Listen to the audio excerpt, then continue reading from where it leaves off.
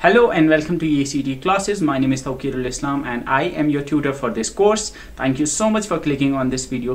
Let's get started. ये video आप तक EACT क्लासेस के YouTube चैनल से पहुंच रहा है और अगर आप इस वीडियो की PDF और बाकी वीडियोस की PDFs free of cost download करना चाहते हो तो आप वो EACT क्लासेस के टेलीग्राम चैनल t.me/EACT क्लासेस से डाउनलोड कर सकते हो या आप डायरेक्टली टेलीग्राम पे जाके EACT क्लासेस सर्च कर सकते हो जहाँ पे आपको सारी PDFs मिल जाएंगी।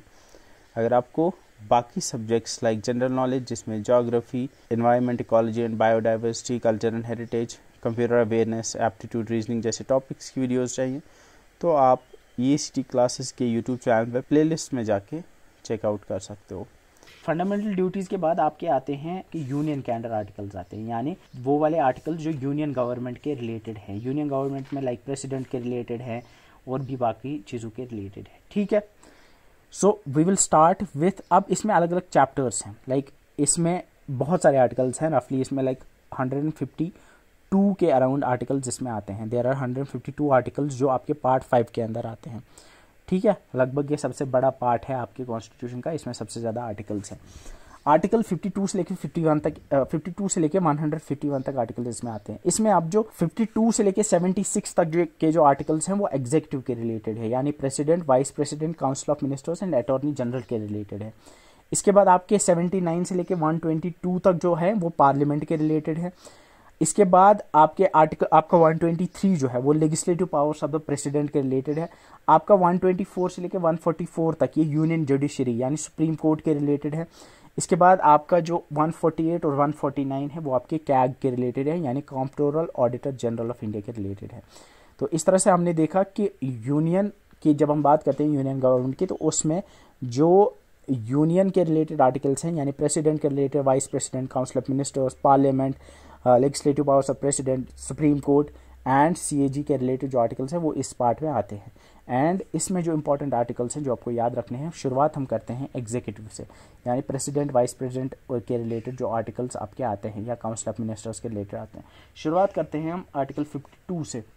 तो आर्टिकल 52 जो है ये है article related to the president of India, related to the president of India. ये बहुत इंपॉर्टेंट है, ये आपको पता होना चाहिए। ये बताता है आर्टिकल 52 के there shall be a president. तो अगर पूछा जाए प्रेसिडेंट ऑफ इंडिया किस आर्टिकल में दिया हुआ है तो इट्स आर्टिकल 52। इसके बाद जो आपका इंपॉर्टेंट आर्टिकल है दैट्स आर्टिकल 53 जो कि कहता है कि the executive power of the union shall be vested in president and shall be exercised by him either directly or through the officers subordinate to him.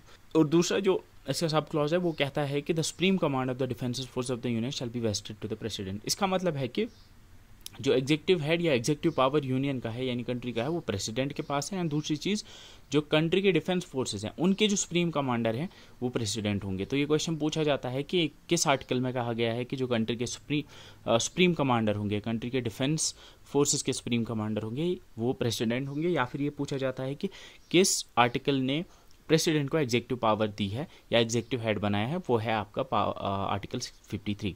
ना यहाँ पे एक चीज़ आपको समझनी है कि अगर आप देखोगे कि इंडिया के अंदर या किसी भी डेमोक्रेसी के अंदर we have the executive and the legislative. Executive आपका लॉज बनाता है यानी आपका पार्लियामेंट जो है वो आपका एग्जीक्यूटिव है क्योंकि वो लॉज बनाता है, वो एक्ट्स पास कर, बिल्स पास करके उनको एक्ट्स में कन्वर्ट कर देता है। तो जो लॉज बनाने का काम है वो होता है लेजिस्लेटिव के पास, यानी वो है पावर आपके पार्लियामेंट के पास। और फिर उन लॉज को इम्प्लीमेंट करने का या इन्फोर्स करने का काम जो होता है वो एग्जीक्यूटिव का होता है। और एग्जीक्यूटिव यहाँ पे एग्जीक्यूटिव पावर या एग्जीक्यूटिव हेड जो है वो आपका आता है प्रेसिडेंट। ठीक है, अब एग्जीक्यूटिव में सिर्फ प्रेसिडेंट नहीं आता है, एग्जीक्यूटिव में आपका प्रेसिडेंट भी आता है, वाइस प्रेसिडेंट भी आता है, इसके अलावा लाइक कैबिनेट मिनिस्टर्स, ये सारे आपके एग्जीक्यूटिव में आते हैं। ठीक है, तो एग्जीक्यूटिव पावर, तो आई होप आपको समझ आई difference between legislative and executive. और एग्जीक्यूटिव पावर जो है वो किसके पास होती है, वो होती है प्रेसिडेंट के पास, यानी लॉज को इंप्लीमेंट करने की पावर या उनको एनफोर्स करने की पावर होती है किसके पास, प्रेसिडेंट के पास। एंड सेकेंड थिंग आर्टिकल 53 बताता है कि जो डिफेंस फोर्सेस के हेड या सुप्रीम होंगे वो आपके होंगे प्रेसिडेंट। आर्टिकल 54 में इलेक्शन ऑफ प्रेसिडेंट, यानी प्रेसिडेंट को किस तरह से इलेक्ट किया जाएगा, ये आपके आर्टिकल 54 में आता है। आर्टिकल 55 में manner of election of president, यानी आर्टिकल 54 बताता है कि there should be an election for the president, यानी प्रेसिडेंट को चूज करने के लिए एक इलेक्शन होना चाहिए। और आर्टिकल 55 में एग्जैक्टली लिखा हुआ है कि किस तरह इलेक्शन होना चाहिए प्रेसिडेंट को चूज करने के लिए। आर्टिकल 56 में term of the office of parliament of the president, यानी प्रेसिडेंट कितने साल तक रहेगा ऑफिस में, ये आपके आर्टिकल 56 में दिया हुआ है। आर्टिकल 58 में qualification for election as president, यानी प्रेसिडेंट के क्या क्वालिफिकेशंस होने चाहिए वो आपके दिए हुए हैं आर्टिकल 58 में। आर्टिकल 60 में ऑथ और एफर्मेशन बाय द प्रेसिडेंट, यानी ऑथ और एफर्मेशन जो ऑथ लेता है जिस टाइम पे प्रेसिडेंट इलेक्ट होता है वो आपके आर्टिकल 60 में दिया हुआ है। इसके अलावा आर्टिकल 61 में procedure for impeachment of president, यानी अगर प्रेसिडेंट को हटाना होगा तो उसके लिए आर्टिकल 61 दिया हुआ है। तो ये इंपॉर्टेंट है, इसमें आप याद रखोगे। Article 52 is related to the president. फिर article 54 is the election of the president. Article 55 is the manner of election of the president. इसके अलावा article 56 is term of the president. इसके बाद आपका आता है oath and affirmation, that's article 60, and article 61 is आपका procedure for impeachment of the president, यानी अगर प्रेसिडेंट को हटाना होगा तो किस तरह से हटाओगे। ठीक है, तो यहाँ पे पूछा जाता है कि अगर थोड़ा सा मैं ऊपर से बताऊँ आपको कि प्रेसिडेंट को इलेक्ट कैसे किया जाता है। तो प्रेसिडेंट को डायरेक्ट इलेक्शन के थ्रू नहीं इलेक्ट किया जाता, यानी हर कोई सिटीजन वोट नहीं करता है कि मुझे ये प्रेसिडेंट चाहिए, रादर एक इलेक्टोरल कॉलेज होता है। याद रखोगे, एक इलेक्टोरल कॉलेज होता है, वो कॉलेज नहीं होता है। इलेक्टोरल कॉलेज बेसिकली होते हैं। उस इलेक्टोरल कॉलेज में कौन कौन होता है? इलेक्टोरल कॉलेज में होते हैं आपके elected members of both the houses of parliament, यानी राज्यसभा और लोकसभा के जो मेंबर्स होते हैं वो दोनों होते हैं उसमें।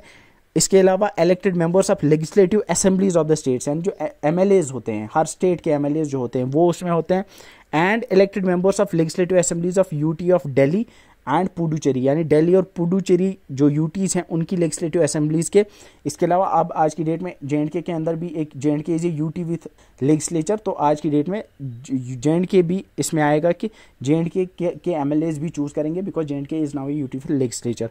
तो हमने देखा कि ठीक है, तो ये सब मिला के ये इलेक्ट करते हैं प्रेसिडेंट को, ये जो है प्रेसिडेंट को इलेक्ट करते हैं। ठीक है, तो प्रेसिडेंट को इलेक्ट करने के लिए एक इलेक्टोरल कॉलेज होता है जिसमें आपके एमपीज होते हैं, सिंपल टर्म्स में एमपीज होते हैं, यानी लोकसभा राज्यसभा मेंबर्स। एमएलएज होते हैं स्टेट्स के और यूटीज विथ लेजिस्लेचर के। ठीक है, इसके बाद आपका आता है क्वालिफिकेशन ऑफ द प्रेसिडेंट। तो क्वालिफिकेशन अगर आप लिख के रखोगे, क्वालिफिकेशन ऑफ द प्रेसिडेंट की जब हम बात करते हैं तो पहली बात होनी चाहिए he should be a citizen of India. दूसरी, he should have completed 35 years of age, वो 35 साल का एटलीस्ट मिनिमम एज 35 ईयर्स है।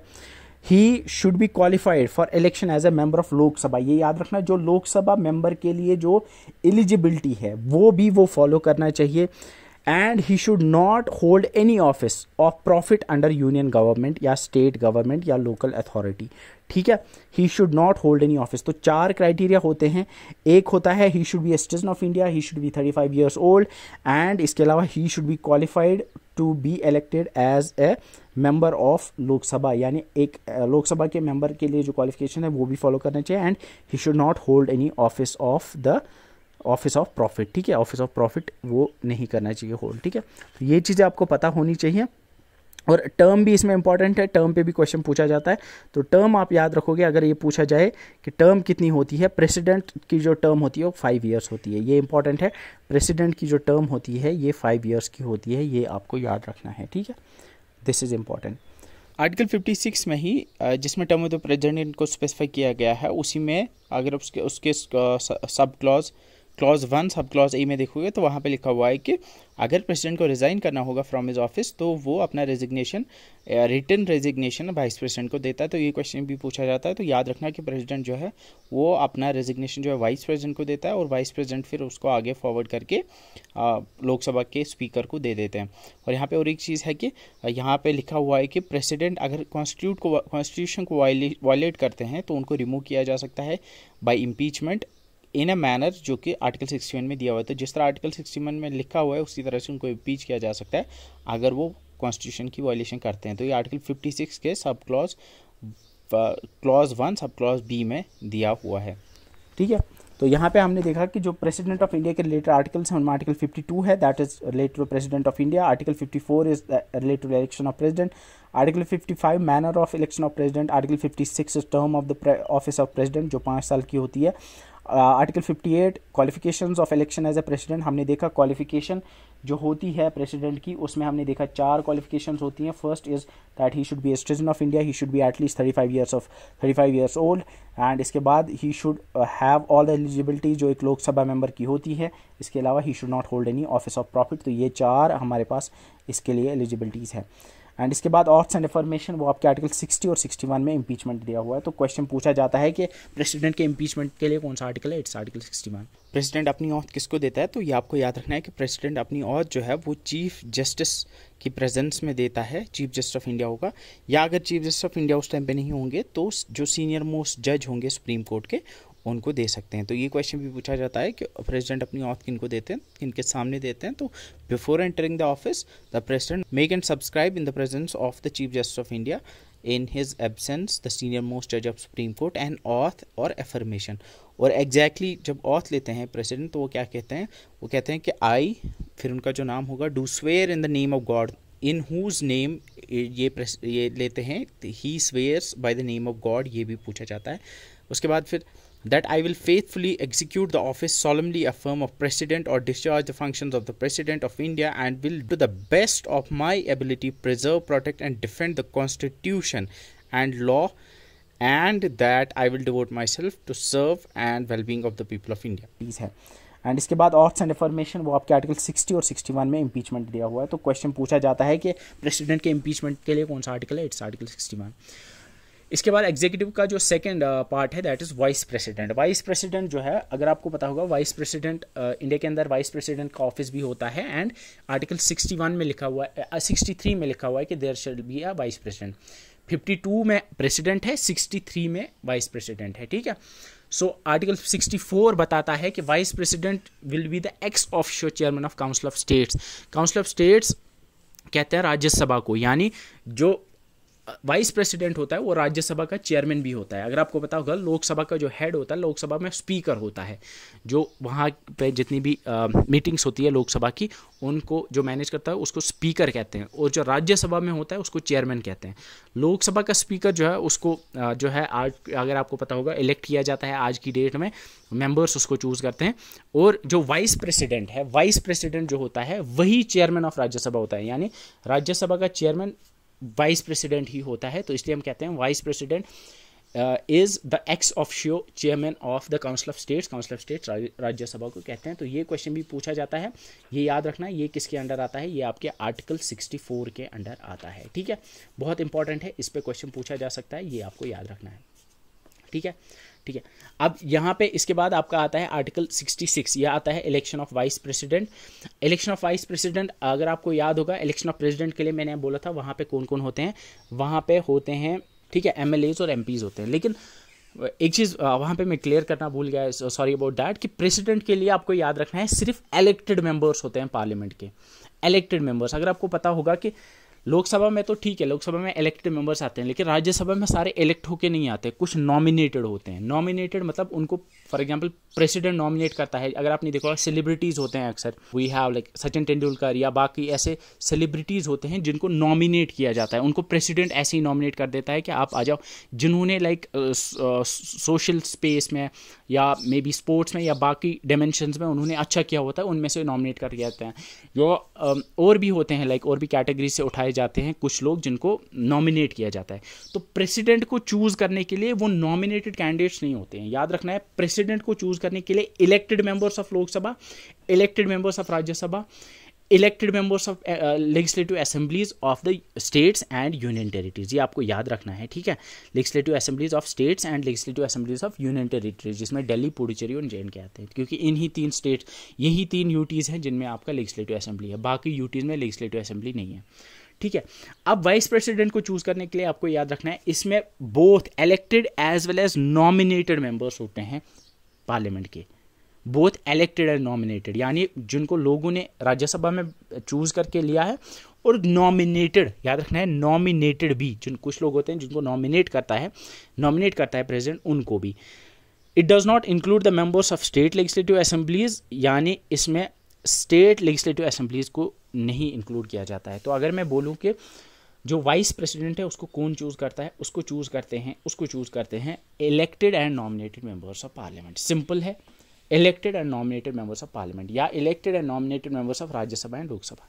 प्रेसिडेंट को कौन चूज करता है, प्रेसिडेंट को चूज करता है elected members of Lok Sabha and Rajya Sabha और इलेक्टेड मेंबर्स ऑफ पार्लियामेंट या में and elected members of legislative assemblies of states and legislative assemblies of union territories, that is Delhi, Puducherry and Jammu and Kashmir। Simple बात है, I hope ये चीज़ आपको clear हो गई होगी।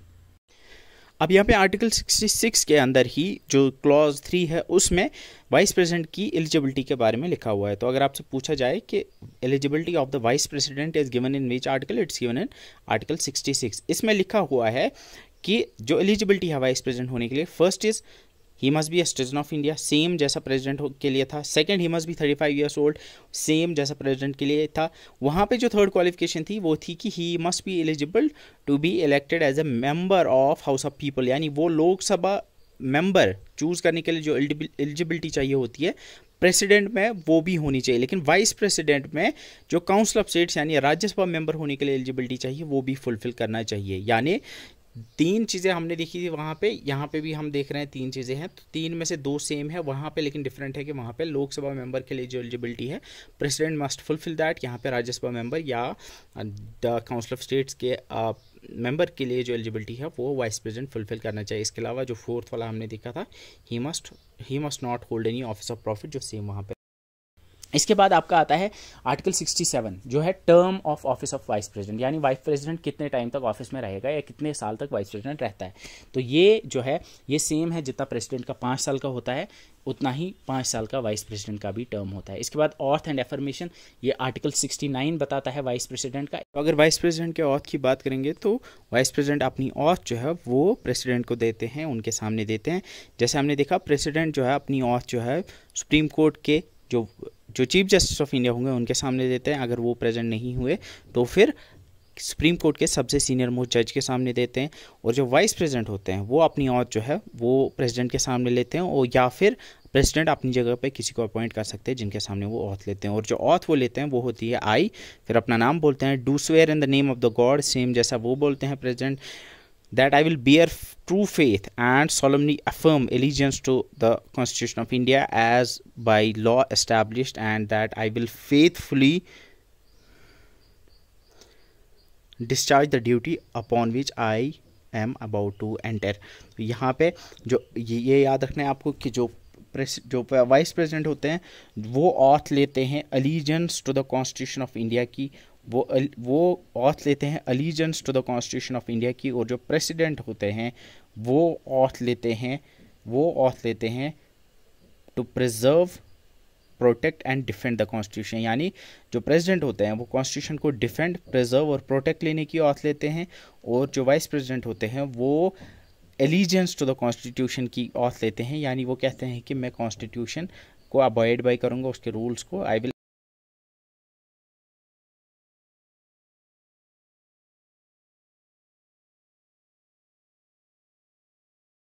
So he takes oath for the allegiance to the Constitution of India।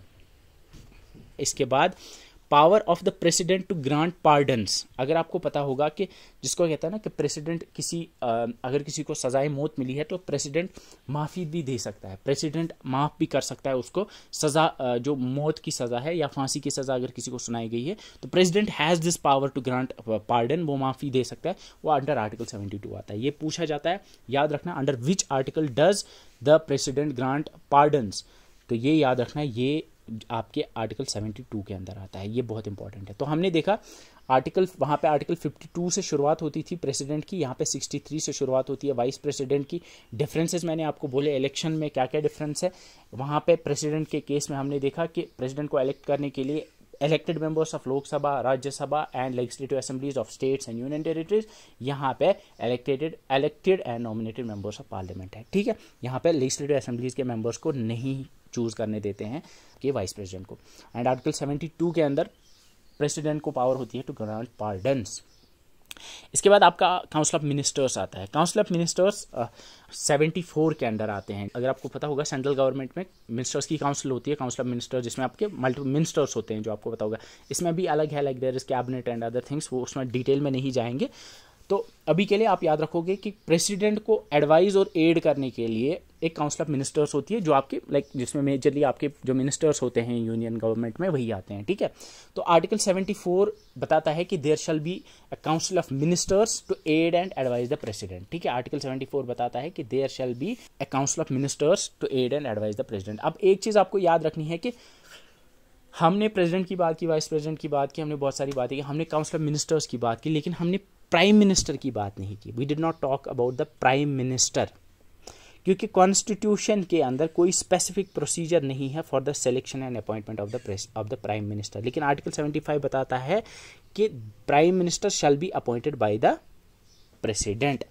Article 75 बताता है कि prime minister shall be appointed by the president. तो अगर आप आर्टिकल 75 को जाके देखोगे तो आर्टिकल 75 में लिखा हुआ है काउंसिल ऑफ मिनिस्टर्स को हेड करता है प्राइम मिनिस्टर। तो जो प्राइम मिनिस्टर होता है वो काउंसिल ऑफ मिनिस्टर्स को हेड करता है। तो एक और चीज़ आप लिख के रख सकते हो, हम कहते हैं कि जो प्रेसिडेंट होता है प्रेसिडेंट को कहते हैं हम as the nominal head of the country, उसको नॉमिनल हेड कहते हैं। और जो आपका प्राइम मिनिस्टर होता है, प्राइम मिनिस्टर को हम कहते हैं एग्जीक्यूटिव अथॉरिटी या एग्जीक्यूटिव हेड या रियल हेड उसको कहते हैं। तो नॉमिनल हेड प्राइम मिनिस्टर को कहते हैं, रियल हेड कहते हैं प्राइम मिनिस्टर को। तो प्रेसिडेंट जो होता है वो हेड ऑफ द स्टेट होता है, और प्राइम मिनिस्टर जो होता है वो हेड ऑफ द गवर्नमेंट होता है, हेड ऑफ द गवर्नमेंट होता है। ये आप याद रखोगे, that president is also called as the nominal head and prime minister is called as the real head. President जो होता है वो हेड ऑफ द स्टेट होता है, एंड प्राइम मिनिस्टर जो होता है वो हेड ऑफ द गवर्नमेंट होता है। तो गवर्नमेंट एंड स्टेट ये एक तरह से these are different two things, ठीक है।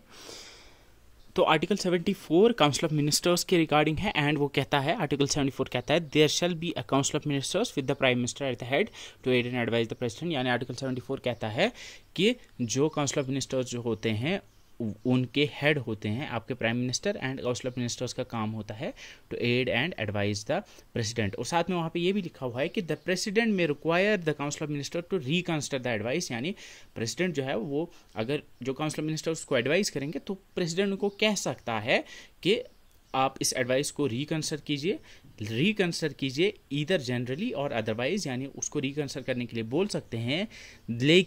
लेकिन उसकी कंसिडरेशन एंड जो प्रेसिडेंट है shall act in accordance with the advice tendered after such reconsideration. यानी जब उसको रिकंसिडर करने के बाद जो एडवाइस देंगे प्रेसिडेंट को उसके अकॉर्डिंग काम करना पड़ेगा। He shall have to act according in accordance with that advice. तो एक तरह से ये बाइंडिंग होती है प्रेसिडेंट पे to act as per the advice of the council of ministers. इसके बाद जो अगर मैं आर्टिकल 75 की बात करूं तो आर्टिकल 75 कहता है कि the prime minister shall be appointed by the president. तो अगर आपसे कल को क्वेश्चन पूछा जाए कि प्राइम मिनिस्टर को अपॉइंट कौन करता है, उनको अपॉइंट प्रेसिडेंट करता है, एंड किस आर्टिकल के अंडर, अंडर आर्टिकल 75। तो याद रखना है that the prime minister is appointed by the president under article 75, and जो बाकी मिनिस्टर्स होंगे यानी काउंसिल ऑफ मिनिस्टर्स में बाकी जो मिनिस्टर्स आते हैं they shall be appointed by the president on the advice of prime minister. यानी काउंसिल ऑफ मिनिस्टर्स को भी अपॉइंट प्रेसिडेंट ही करते हैं, लेकिन on the advice of prime minister. इसके बाद इसके कुछ सब क्लॉजेज हैं आर्टिकल 75 के जिनके बारे में आपको पता होना चाहिए। First is the total number of ministers. Council of ministers में जितने टोटल नंबर ऑफ मिनिस्टर्स होंगे including the prime minister shall not exceed the 50% of total number of members of the House of People। यानी लोकसभा में जितने total members होंगे उसके 15% से ज़्यादा काउंसिल ऑफ मिनिस्टर्स नहीं हो सकते। यानी फॉर एग्जांपल अगर 100 मेंबर्स हैं लोकसभा के अंदर तो 15 से ज़्यादा काउंसिल ऑफ मिनिस्टर्स में नहीं हो सकते लोग। ये चीज़ आपको याद रखनी है। सेकेंड जो इसका क्लॉज है वो कहता है the ministers shall hold office during the pleasure of the president. यानी जो काउंसिल ऑफ मिनिस्टर्स में जो मिनिस्टर्स हैं वो तब तक ही ऑफिस होल्ड कर सकते हैं जब तक प्रेसिडेंट उनको बोले। यानी जब तक चाहेगा तब तक मिनिस्टर्स को होल्ड ऑफिस में रख सकता है। यानी ये प्रेसिडेंट के हाथ में है कि मिनिस्टर्स कब, जो काउंसिल ऑफ मिनिस्टर्स है वो कब तक होल्ड करेंगे ऑफिस उनका। फिर काउंसिल ऑफ मिनिस्टर जो होते हैं they are responsible to the house of the people. ये इंपॉर्टेंट है, आप याद रखोगे that council of the ministers यानी काउंसिल ऑफ मिनिस्टर जो है वो कलेक्टिवली रिस्पॉन्सिबल होते हैं to the house of people, यानी लोकसभा के मेंबर्स को वो रिस्पॉन्सिबल होते हैं। इसके बाद आपको याद रखनी है कि जो ऑथ है वो जो काउंसिल ऑफ मिनिस्टर्स की जो ऑथ होती है वो प्रेसिडेंट एडमिनिस्टर करता है, एंड वो ऑथ लेते हैं, auth of office and secrecy, ये याद रखना, ये सीक्रेसी की ऑथ लेते हैं, ये सीक्रेसी की ऑथ लेते हैं, ये डिफरेंट है फ्रॉम प्रेसिडेंट की ऑथ। अगर आपको प्रेसिडेंट की ऑथ याद होगी, मैंने आपको बोला प्रेसिडेंट जो लेते हैं वो लेते हैं कॉन्स्टिट्यूशन को प्रोटेक्ट करने की ऑथ, एंड जो वाइस प्रेसिडेंट है वो लेते हैं कॉन्स्टिट्यूशन के एलिजेंस की ऑथ। और याद रखना है कि जो minister of council of ministers में मिनिस्टर्स होते हैं वो लेते हैं सीक्रेसी की ऑथ भी, ये याद रखना, काउंसिल ऑफ मिनिस्टर जो होते हैं वो सीक्रेसी की ऑथ भी लेते हैं। इसके बाद जो मिनिस्टर होता है जो 6 मंथ्स तक, याद रखना, जो 6 कंसेक्यूटिव मंथ्स तक किसी हाउस ऑफ द पार्लियामेंट का मेंबर ना रहा हो वो मिनिस्टर नहीं रह सकता। इसका मतलब है कि अगर कोई मिनिस्टर कंसेक्यूटिव 6 मंथ्स के लिए इधर राज्यसभा का या लोकसभा का मेंबर नहीं रहा कंटिन्यूसली 6 मंथ के लिए, तो वो मिनिस्टर की पोस्ट से हट जाएगा, ठीक है, shall cease to be a minister, वो मिनिस्टर नहीं रह सकता, ठीक है। इसके बाद सेम आर्टिकल 75 में ही लिखा हुआ है कि जो सैलरीज एंड अलाउंसेस हैं मिनिस्टर्स की, they shall be such as parliament may from time to time determine, यानी जो मेंबर्स की या मिनिस्टर्स की सैलरीज और अलाउंसेस या मिनिस्टर्स की जो सैलरीज और अलाउंसेस है वो पार्लियामेंट डिसाइड करेगा, एंड वो शेड्यूल 2 में होगी, जो मैंने आपको बोला, जहाँ पे सब की जो सैलरीज हैं। अगर आप आर्टिकल 76 को देखो तो एग्जैक्टली वो कहता क्या है, वो कहता है कि the president shall appoint a person who is qualified to be appointed a जज of supreme court to be attorney general of India. यानी यहाँ पे 2 चीज़ें क्लियर होती हैं कि आर्टिकल 76 में ये बताया गया है कि अटॉर्नी जनरल को अपॉइंट कौन करता है, उसको अपॉइंट प्रेसिडेंट करता है, और दूसरी चीज़ कि एलिजिबिलिटी क्या है, एलिजिबिलिटी है कि he should be qualified to be appointed as the जज ऑफ सुप्रीम कोर्ट, यानी जज ऑफ सुप्रीम कोर्ट के लिए जो एलिजिबिलिटी है वही एलिजिबिलिटी अटॉर्नी जनरल के लिए भी है, और इसको अपॉइंट कौन करता है, इसको प्रेसिडेंट अपॉइंट करता है, ठीक है।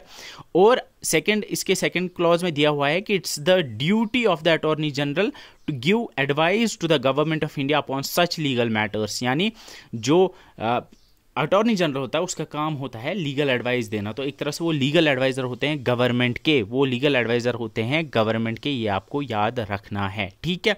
इसके बाद बहुत इंपॉर्टेंट है कि इन performance of his duties the attorney general shall have the right of audience in all courts of India, यानी अपनी ड्यूटीज़ को परफॉर्म करने के दौरान अटॉर्नी जनरल किसी भी कोर्ट में जाके वहाँ पे बैठ सकते हैं, he has the right of audience in all courts of India. तो अटॉर्नी जनरल किसी भी कोर्ट में जाके बैठ सकते हैं जहाँ पे उनको अपनी ड्यूटीज़ परफॉर्म करनी होंगी। एंड बहुत इंपॉर्टेंट है कि अटॉर्नी जनरल जो है वो होल्ड करते हैं office during the pleasure of the president. ये आपको याद रखना है कि जो प्रेसिडेंट जब तक चाहेंगे अटॉर्नी जनरल अपना ऑफिस होल्ड कर सकते हैं, जैसे प्राइम मिनिस्टर या आपके जो काउंसिल ऑफ मिनिस्टर्स होते हैं। इसके अलावा आपको याद रखना है कि रिम्यूनरेशन है, यानी जो अटॉर्नी जनरल की सैलरी है वो डिसाइड कौन करता है, वो डिटरमाइन करता है आपका पार्लियामेंट। तो आई होप ये चीज़ भी क्लियर हो गई होगी अटॉर्नी जनरल के बारे में। तो अटॉर्नी जनरल के बारे में आपको याद रखना है कि उनको प्रेसिडेंट अपॉइंट करता है, एंड उनकी क्वालिफिकेशन क्या है, वो सुप्रीम कोर्ट के जज के लिए जो है क्वालिफिकेशन सेम उनके लिए भी है।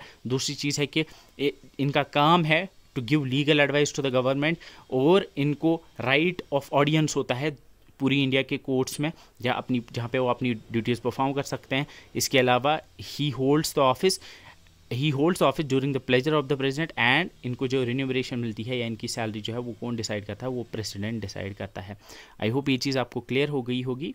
अटॉर्नी जनरल याद रखोगे, he is the highest law officer of the country, ये इंपॉर्टेंट है, इस पर क्वेश्चन पूछा जा सकता है। Attorney general highest law officer होता है और ये आर्टिकल 76 के अंडर आता है। इसके बाद कंडक्ट ऑफ गवर्नमेंट बिजनेस, ये आपके अंडर आता है आर्टिकल 77 के अंडर। तो इसके बाद आपका जो नेक्स्ट पार्ट है या चैप्टर है, नॉट पार्ट, जो यूनियन के अंदर जो नेक्स्ट पार्ट आता है दैट्स पार्लियामेंट, यानी वो वाले आर्टिकल्स जो पार्लियामेंट के रिलेटेड है, उसमें आपका आर्टिकल 79 आता है। आपका आर्टिकल 79 आता है जो बताता है कॉन्स्टिट्यूशन ऑफ द पार्लियामेंट। तो आर्टिकल 79 हमें बताता है कि पार्लियामेंट में प्रेसिडेंट आता है, काउंसिल ऑफ स्टेट्स आते हैं, एंड हाउस ऑफ पीपल आता है। यानी parliament shell consist of the president, council of states and house of people. अब आप बोलोगे ये क्या है, इसके कहने का मतलब है कि पार्लियामेंट में एक तो काउंसिल ऑफ स्टेट्स जो कि राज्यसभा है, एंड हाउस ऑफ पीपल जो लोकसभा है, याद रखोगे राज्यसभा को काउंसिल ऑफ स्टेट्स कहते हैं, एंड हाउस ऑफ पीपल जो है वो लोकसभा को कहते हैं।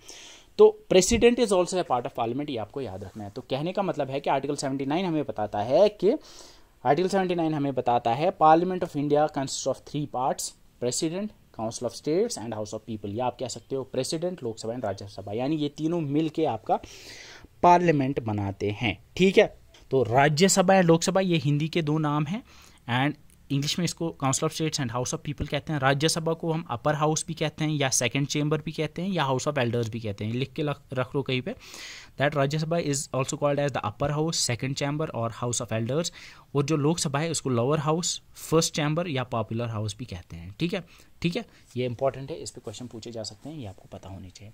Moving on to the next one, that is 80। Article 80 जो है ये बताता है composition of council of states. Council of states यानी राज्यसभा। तो आर्टिकल 80 कहता है कि काउंसिल ऑफ स्टेट्स यानी राज्यसभा में कौन कौन होगा। फर्स्ट 12 मेंबर्स उसमें से ऐसे होंगे जिनको प्रेसिडेंट नॉमिनेट करेगा, यानी 12 मेंबर्स राज्यसभा के ऐसे होते हैं जिनको प्रेसिडेंट नॉमिनेट करता है। और वो कौन से लोग होते हैं या कहाँ से उनको प्रेसिडेंट नॉमिनेट करता है, ये ऐसे लोग होते हैं जिनको स्पेशल नॉलेज या प्रैक्टिकल एक्सपीरियंस होता है in literature, science, art and social service, यानी लिटरेचर, साइंस, आर्ट और सोशल सर्विस, ये चारों याद रखना। इनसे 12 लोगों को लाया जाता है और उनको जो है पार्लियामेंट मेंबर या राज्यसभा मेंबर बनाया जाता है। ये प्रेसिडेंट उनको चूज करते हैं। ये 12 हो गए। इसके अलावा not more than 238 representative from the state, यानी स्टेट से 238 रिप्रेजेंटेटिव चूज करके आते हैं, वहाँ से होते हैं सेलेक्ट, जो कि टोटल नंबर आपका राज्यसभा मेंबर्स का बनाता है 12 + 238 एज 250, यानी टोटल मेंबर्स ऑफ राज्यसभा या स्ट्रेंथ, या आप कह सकते हो total number of seats in the Rajya Sabha is 250, जिसमें से 238 स्टेट से आते हैं और 12 ऐसे होते हैं जिनको नॉमिनेट प्रेसिडेंट करता है। अब उसमें एक चीज़ आपको याद रखनी है कि ये जो स्टेट से आते हैं, जैसे हर स्टेट से उसकी पॉपुलेशन के अकॉर्डिंग आएंगे रिप्रेजेंटेटिव्स या जितने वहाँ पे सीट्स होंगी। ठीक है, तो अब वहाँ से वो चूज उनको कौन करेगा, जैसे आपको पता होगा लोकसभा मेंबर्स जो आते हैं, अभी जो रिसेंटली इलेक्शन हुआ था उसमें डायरेक्ट वोटिंग आपने की थी, आपने लोकसभा मेंबर्स को चूज किया था, आपने एमपीज को चूज किया था, आपने लोकसभा मेंबर्स को वोट डाले थे और वो लोकसभा मेंबर बन गए थे। लेकिन राज्यसभा मेंबर को चूज करने के लिए इलेक्शन नहीं होते हैं, आप वोट नहीं डालते हो, डायरेक्ट इलेक्शंस नहीं होते, रादर जो एमएलएज होते हैं यानी स्टेट लेजिस्लेटिव असेंबली में जो लोग होते हैं वही उस स्टेट के राज्यसभा मेंबर्स को चूज करते हैं। आई होप ये चीज़ क्लियर है। राज्यसभा मेंबर में 2 तरह के लोग होते हैं, राज्यसभा में 2 तरह के मेंबर्स होते हैं। एक उसमें से 12 ऐसे मेंबर्स होते हैं जिनको प्रेसिडेंट चूज करता है, नॉमिनेट करता है, और वो ऐसे लोग होते हैं जिनके पास स्पेशल नॉलेज या प्रैक्टिकल एक्सपीरियंस होता है इन respect of such matters like literature, science, art and social service. ठीक है, और 238 से ज़्यादा नहीं, यानी मैक्सिमम 238 ऐसे होते हैं या 238 मेंबर्स ऐसे होते हैं जो कि स्टेट्स के रिप्रेजेंटेटिव्स होते हैं। और उनको कौन चूज़ करता है, उनको चूज़ करता है जो एमएलएज होते हैं उस स्टेट के, जो लेजिस्लेटिव असेंबली के मेंबर्स होते हैं। ठीक है, ये बहुत इंपॉर्टेंट है, ये चीज़ आपको समझनी है, इस पर क्वेश्चन आता है। तो ये आपका आर्टिकल 80 हो गया। अब आर्टिकल 81 जो है वो आपको बताता है कंपोजिशन हाउस ऑफ पीपल, यानी लोकसभा की कंपोजिशन क्या होगी, यानी लोकसभा में कौन कौन लोग होंगे। तो पहली चीज़ ये बताता है कि लोकसभा में नॉट मोर देन 530 मेंबर्स, यानी 530 लोग ऐसे होंगे chosen by direct election from territorial constituencies in the states. जो रिसेंटली आपका इलेक्शन हुआ था, जिसमें जनरल इलेक्शन जिनको कहते हैं, उसमें जो है यही 538 अपॉइंट होते हैं। तो डायरेक्ट जो आप वोट डालते हो, जो पार्लियामेंट्री इलेक्शन में आप वोट डालते हो, आप इन्हीं लोकसभा मेंबर्स को चूज करते हो। तो टोटल 538 ऐसे मेंबर्स होते हैं जिनको डायरेक्ट इलेक्शंस के थ्रू स्टेट से चूज करके वो जाते हैं। ठीक है, जैसे जम्मू एंड कश्मीर में आपके टोटल 5 कॉन्स्टिट्यूएंसीज थी, यानी 5 लोकसभा मेंबर्स को आपने डायरेक्ट इलेक्ट किया है। नॉट मोर देन 20 मेंबर्स, और 20 मेंबर ऐसे होंगे जो रिप्रेजेंट करते हैं यूनियन टेरिटरीज को। ठीक है, एंड उनको किस तरह से चूज किया जाता है वो पार्लियामेंट डिसाइड करता है। ठीक है, अब यहाँ पे आपको 2 चीज़ें हैं, एक तो ये कि टोटल 550 मेंबर्स है जिसमें से 530 स्टेट से आते हैं एंड 20 ऐसे होते हैं जो यूनियन टेरिटरी से आते हैं। स्टेट से जो आते हैं उनको डायरेक्ट इलेक्शन से जो है चूज़ किया जाता है, और जो यूनियन टेरिटरी से आते हैं उनके लिए पार्लियामेंट डिसाइड करेगा कि उनको कैसे चूज़ किया जाए। तो यहाँ पे आपने देखा composition of council of states या राज्यसभा आर्टिकल 80 में है, एंड टोटल यहाँ पे आपने देखा 250 मेंबर्स हैं, और लोकसभा की कंपोजिशन दी हुई है आपके आर्टिकल 81 में, एंड टोटल यहाँ पे 550 मेंबर्स हैं। ठीक है, इससे पहले एक प्रोविज़न होता था जिसमें एंग्लो इंडियन कम्युनिटी से लोकसभा मेंबर्स को चूज़ किया जाता था। ये आपको याद रखना है, एंग्लो इंडियंस को भी नॉमिनेट किया जाता था प्रेसिडेंट के द्वारा, लेकिन ये 104th कॉन्स्टिट्यूशनल अमेंडमेंट 2019 ने उस चीज़ को रिमूव कर दिया। यानी 2019 से पहले क्या होता था कि 2 मेंबर, याद रखना है, 2 मेंबर ऐसे होते थे जो कि एंग्लो इंडियन कम्युनिटी से नॉमिनेट होके आते थे टू हाउस ऑफ पीपल। लेकिन 2019 में जो 104th कॉन्स्टिट्यूशन अमेंडमेंट हुई उसमें उन चीज़ों को रिमूव कर दिया, यानी उसको रिमूव कर दिया गया। अब ऐसा प्रोविजन नहीं है, अब किसी एंग्लो इंडियन को नॉमिनेट नहीं किया जाता इनटू द पार्लियामेंट सकता है। इसके बाद 83 जो है duration of the house of parliament, यानी लोकसभा कितने टाइम तक रहता है और राज्यसभा कितने टाइम तक रहता है। लोकसभा अगर आपको पता होगा 5 साल के बाद होता है, तो ये 5 साल का होता है, 5 साल के बाद डिसॉल्व होता है, नई गवर्नमेंट आती है, ये आपको पता होगा। और जो राज्यसभा है वो जो होता है वो कंटिन्यूसली चलता रहता है। हर दो साल बाद 1/3 जो है वो रिटायर होते हैं और नए 1/3 जो होते हैं वो अपॉइंट होते हैं। आई गेस इस चीज़ के बारे में आपको पता होगा। जो राज्यसभा है वो परमानेंट बॉडी है, वो कभी डिसॉल्व नहीं होती, वो चलती रहती है। मतलब there are certain cases, but वो परमानेंट बॉडी है। तो हम कहते हैं कि जो राज्यसभा है ये एक कंटिन्यूइंग बॉडी है या एक परमानेंट बॉडी है, and it does not dissolve, ये डिसॉल्व नहीं होती है। लेकिन इसमें क्या होता है कि हर 2 साल बाद 1/3 इसके रिटायर होते हैं। यानी अगर फॉर एग्जाम्पल के तौर पर समझा रहा हूँ, तो अगर 600 मेंबर्स हैं राज्यसभा के अंदर, तो हर 2 साल बाद 200 मेंबर्स यानी 1/3 जो हैं वो रिटायर होंगे और नए जो होंगे उनको फिल करेंगे, ठीक है, और नए जो होंगे फिल करेंगे, ठीक है।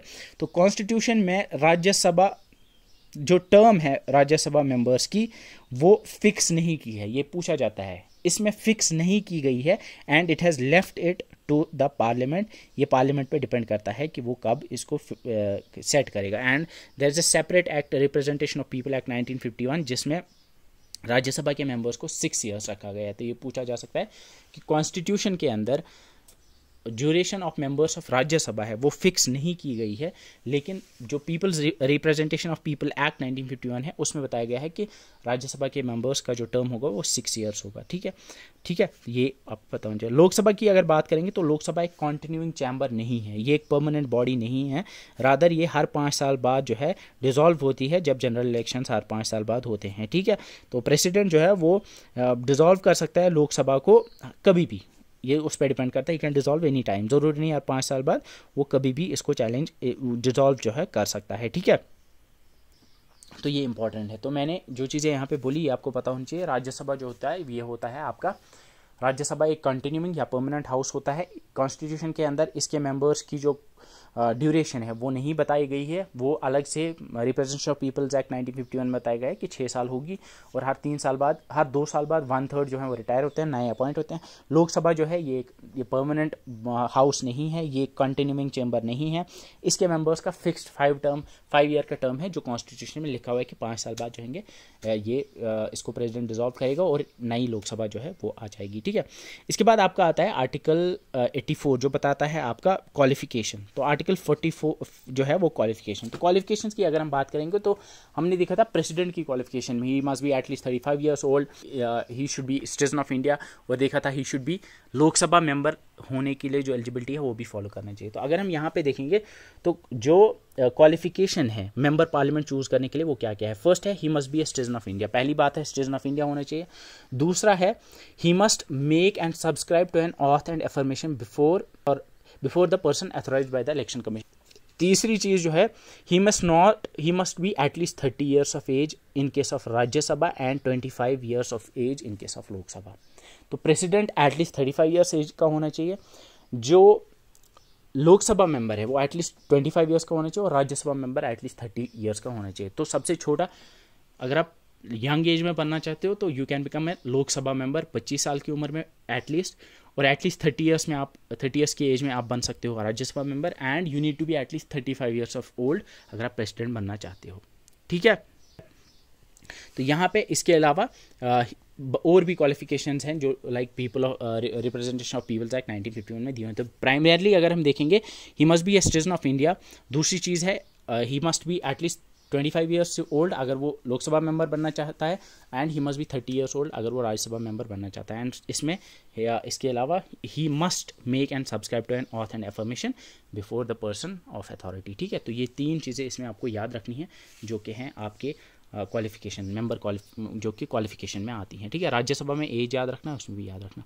इसके बाद आपका आर्टिकल 85 है। आर्टिकल 85 आपको बताता है सेशंस ऑफ द पार्लियामेंट। अगर आपको पार्लियामेंट सेशन के बारे में पता होगा, मॉनसून सेशन होता है जुलाई से लेकर अगस्त तक, बजट सेशन होता है जनवरी से लेकर अप्रैल तक, और विंटर सेशन होता है नवंबर से लेकर दिसंबर तक। तो बजट सेशन, मॉनसून सेशन और विंटर सेशन, ये 3 सेशंस होते हैं 85 में। तो मैं अगर फिर से बोलूँ, आर्टिकल 79 कॉन्स्टिट्यूशन ऑफ पार्लियामेंट के बारे में बताता है। ये बताता है कि constitution that the parliament should constitute of, या the parliament consist of 3 parts, the president, the minister, the council of states and the house of the commons. इसके अलावा आर्टिकल 80 आपका composition of council of states बताता है। Article 81 में house of people के composition के बारे में बताता है। आर्टिकल 83 बताता है duration of house of parliament है कि इसमें सिर्फ लोकसभा के बारे में बोला है कि 5 साल का लोकसभा का होगा, लेकिन राज्यसभा का जो ड्यूरेशन है वो 6 साल का होता है। लेकिन वो कहाँ पे दिया हुआ है, वो आपके the representation of people's act 1951 के अंदर। फिर 84 जो है वो qualification for membership of parliament. इसमें मैंने बोला पार्लियामेंट मेंबर होने के लिए you need to be a citizen, you must take oath, and third is at least 25 years of age in case of Lok Sabha, and at least 30 years of age in case of Rajya Sabha. And फिर sessions of parliament के लिए 85 article है। अगर मैं एक चीज़ आपको बोलूँ कि आर्टिकल नंबर जो है, मतलब आर्टिकल का नंबर कौन सा आर्टिकल है, ये ज़्यादातर नहीं पूछा जाता है। मैं इंपॉर्टेंट वाले आपको बोल रहा हूँ, लेकिन ये चीज़ें जो मैं ऊपर से बोल रहा हूँ, ये चीज़ें आपको पता होनी चाहिए। इसके बाद आपका आता है पार्लियामेंट, चैप्टर 2 में आप इसके बाद जो इसमें आते हैं that is some officers of the parliament. तो इसमें the chairman and deputy chairman of council of states, यानी जो चेयरमैन होगा यानी वाइस प्रेसिडेंट होगा, वो आर्टिकल 89 में दिया हुआ है। आर्टिकल 89 में दिया हुआ है कि जो वाइस प्रेसिडेंट होगा वो होगा आपके काउंसिल ऑफ स्टेट्स का चेयरमैन होगा। तो speaker and deputy speaker of house of people यानी लोकसभा का स्पीकर और डेप्यूटी स्पीकर, वो आर्टिकल 93 में दिया हुआ है कि कौन होगा, कैसे अपॉइंट हो, वो सारा इसमें दिया हुआ है। एंड इसके अलावा आर्टिकल 99 में oath and affirmation by members, यानी जो लोकसभा और राज्यसभा के जो मेंबर्स होंगे यानी पार्लियामेंट के मेंबर्स होंगे वो क्या ऑथ लेंगे, वो आपके आर्टिकल 99 में दिया हुआ है। इसके अलावा डिस्क्वालिफिकेशन में बहुत इंपॉर्टेंट आता है आर्टिकल 102 में डिस्क्वालिफिकेशन ऑफ मेंबरशिप, यानी अगर किसी मेंबर को डिस्क्वालीफाई करना होगा वो आपके आर्टिकल 102 में दिया हुआ है। तो 89 is speaker, 89 is the chairman and deputy chairman of council of states या Rajya Sabha, and article 93 is speaker and deputy speaker of house of people और Rajya Sabha. Article 99 is oath and affirmation of the members of parliament. Article 102 is disqualification of membership. इसके बाद important जो इसमें आते हैं that is article 105। इसमें दिए हुए हैं powers privilege of houses of parliament and of the members and committees thereof. Article 106 is salary and allowances of members. इसके बारे में 106 में दिया हुआ है कि पार्लियामेंट के मेंबर्स की सैलरी अलाउंस कितनी होगी।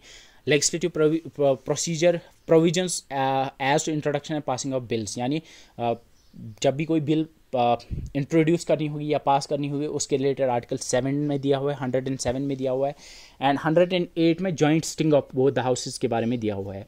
तो अगर आपको पता होगा कि कभी कभी जॉइंट स्टिंग होती है, यानी लोकसभा और राज्यसभा के जो मेंबर्स होते हैं उनकी एक जॉइंट स्टिंग होती है, दोनों एक ही जगह पे बैठ के किसी ये होता है इन सर्टेन केसेस, ये आपको पढ़ना होगा if you want to read about it in detail.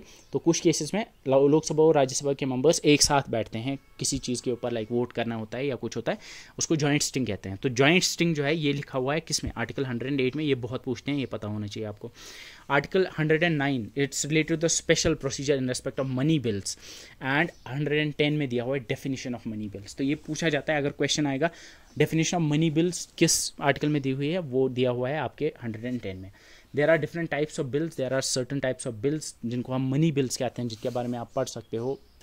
Money bills आखिर होती क्या हैं, you can read about them, लेकिन अभी के लिए बस इतना याद रखो कि 110 जो है आर्टिकल वो डिफाइन करता है आपका मनी बिल्स को, ठीक है। इसके बाद एसेंट ऑफ बिल्स, यानी बिल्स को एसेंट यानी मंजूरी देना, उसके बारे में आर्टिकल 111 में लिखा हुआ है। तो इस वाले में मैं सबसे इंपॉर्टेंट जो बोलूँगा जिस पे क्वेश्चन आता है that is joint sting is 108 and money bills is 110, ये दोनों याद रखना।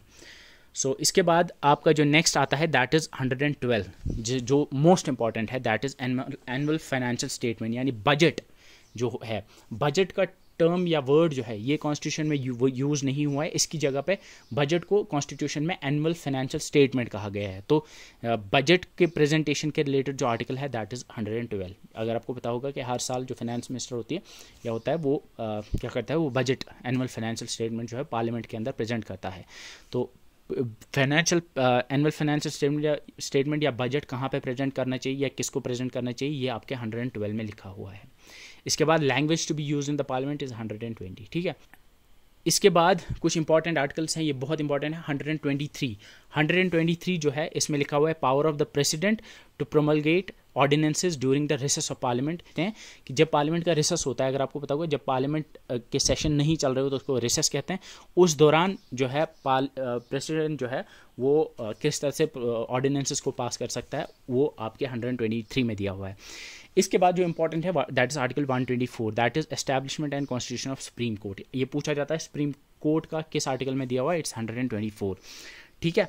इसके बाद आपका आता है सैलरीज ऑफ जज 125, appointment of acting chief justice, यानी चीफ जस्टिस को किस तरह से अपॉइंट किया जाएगा, तो वो आपके 126 में आता है, ठीक है। इसके बाद आपका तो आर्टिकल 124 याद रखोगे सुप्रीम कोर्ट है, article 126 is appointment of chief justice. इसके बाद आपका कैग है दैट्स 148 जो क्या है comptroller auditor general of India. ये बेसिकली गवर्नमेंट के जितने ऑडिट्स वगैरह होते हैं या गवर्नमेंट इंस्टीट्यूशंस के ऑडिट्स वगैरह ये कॉम्प्ट्रोलर ऑडिटर जो होते हैं ये करते हैं, ठीक है। आपके article 148। With this we have concluded the part जो कि आपका है यूनियन का पार्ट है, जो बहुत इंपॉर्टेंट है। इसमें मैं अगर पीछे जाके रिवाइज करूं तो बहुत इंपॉर्टेंट आर्टिकल्स जो मैंने बोले मैं फिर से रिवाइज करूंगा, आपको ये सारे याद हो जाने चाहिए। हमने शुरुआत की थी आर्टिकल 52 में, ये कहता है कि there shall be a president of India जो कि नॉमिनल हेड होगा कंट्री का। इसके बाद आपका आर्टिकल 54 हमें बताता है इलेक्शन ऑफ द प्रेसिडेंट। इसमें हमने देखा कि प्रेसिडेंट को इलेक्ट करने के लिए elected members of Lok Sabha and Rajya Sabha and elected members of legislative assemblies of states and union territories of Puducherry, Delhi and J&K आता है। ये दो लोग ये मिलके जो है इलेक्ट करते हैं आपके प्रेसिडेंट को। मैनर ऑफ इलेक्शन, इलेक्शन किस तरह से होना चाहिए, आर्टिकल 55 में दिया हुआ है। 56 में term of office of president, ये 5 ईयर्स की टर्म होती है, ये आर्टिकल 56 में बताया गया है। आर्टिकल 58 में qualifications for the election as president, qualification क्या होनी चाहिए, आर्टिकल 58 में दिया हुआ है क्या क्वालिफिकेशन होनी चाहिए। फर्स्ट थिंग इज मैंने आपको बोला कि प्रेसिडेंट होना चाहिए at least 35 years of age, he should be a citizen of India, he should fulfil the criteria जो एक लोकसभा मेंबर के होने चाहिए वो फुलफिल करना चाहिए, और साथ में ही should not hold any office of profit. ये 4 आपको याद रखने हैं क्वालिफिकेशन।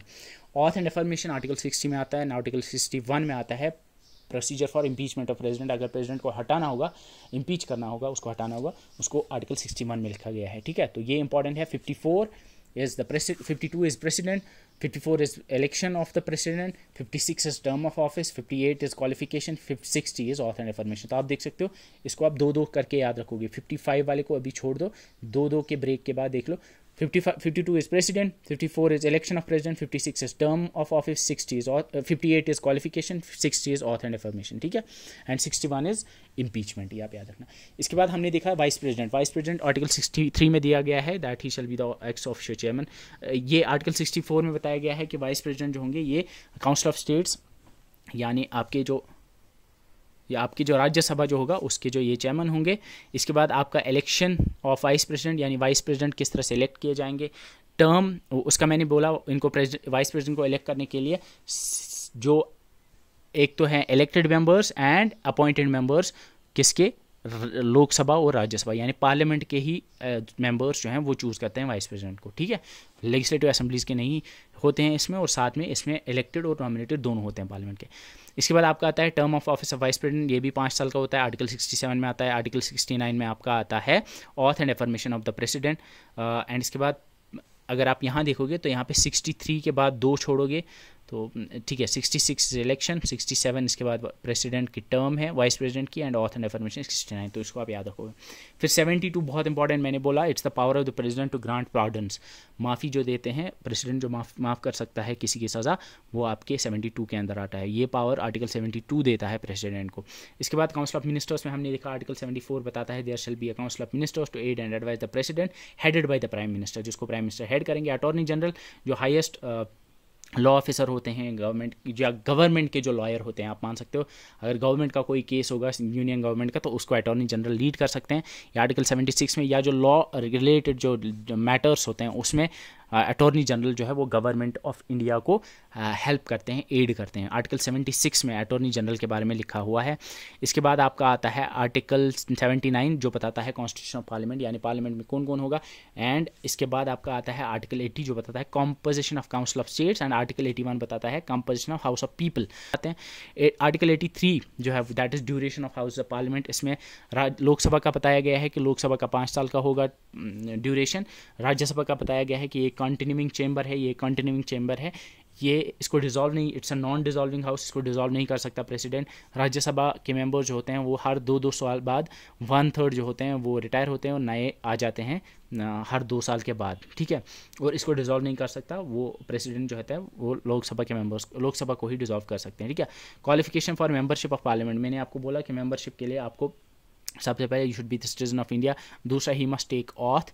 इसके अलावा जो मैंने बोला लोकसभा मेंबर होने के लिए at least 25 years of age, and Rajya Sabha members के होने के लिए एटलीस्ट 30 ईयर्स ऑफ एज होनी चाहिए। और साथ में इसके अलावा पार्लियामेंट जो और बाकी जो क्वालिफिकेशन सेट करेगी जो पीपल्स रिप्रेजेंटेशन एक्ट में आते हैं वो भी फॉलो करने चाहिए।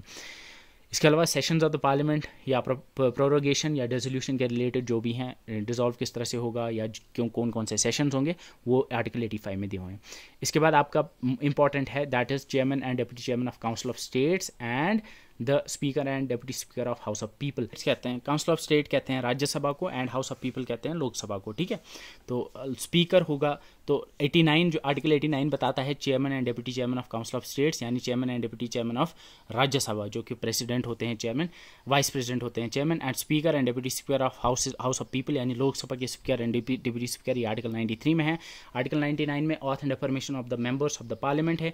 डिस्क्वालिफिकेशन वो आर्टिकल 102 में आता है। इसके अलावा हमने देखा आर्टिकल 106 में अलाउंसेस एंड सैलरीज हैं। आर्टिकल 108 में हमने जॉइंट स्टिंग देखा, 110 में डेफिनेशन ऑफ मनी बिल देखा, एंड 111 में एसेंट टू बिल्स देखा।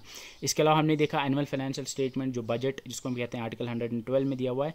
Language use in the parliament 120 दिया हुआ है। इसके अलावा 124 में हमने देखा establishment constitution of supreme court, यानी सुप्रीम कोर्ट के लिए आर्टिकल 124 है। सुप्रीम कोर्ट के सैलरीज, सुप्रीम कोर्ट के जज की सैलरीज 125 में, अपॉइंटमेंट किस तरह से होगी चीफ जस्टिस की वो 126 है। And then there is article 148 that's related to the controller auditor general of India. So with this we have concluded the union part, that is part 5 of the Indian constitution. इसके बाद आपका आता है the states, जिसमें article यानी states के related यानी आपके गवर्नर के रिलेटेड या उसके रिलेटेड जो बाकी हाई कोर्ट वगैरह के रिलेटेड जो आर्टिकल्स हैं वो आपके 152 से लेकर 237 तक के जो आर्टिकल्स हैं वो आते हैं, ठीक है। इसमें आपका एग्जेक्टिव स्टेट का जो executive state legislature, high court and subordinate courts के बारे में दिया हुआ है। और जो पार्ट 7 है जो मैंने बोला वो रिपील हो चुका है, वो हम आगे देंगे। तो now will move on to the states, यानी part 6 of the Indian constitution that's related to the states.